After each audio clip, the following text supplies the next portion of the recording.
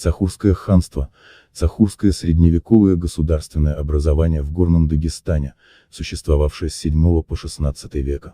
Цахурское княжество существовало еще до прихода арабов, но оно не могло окрепнуть после череды вторжений грузин, ширваншахов, монголов и персов.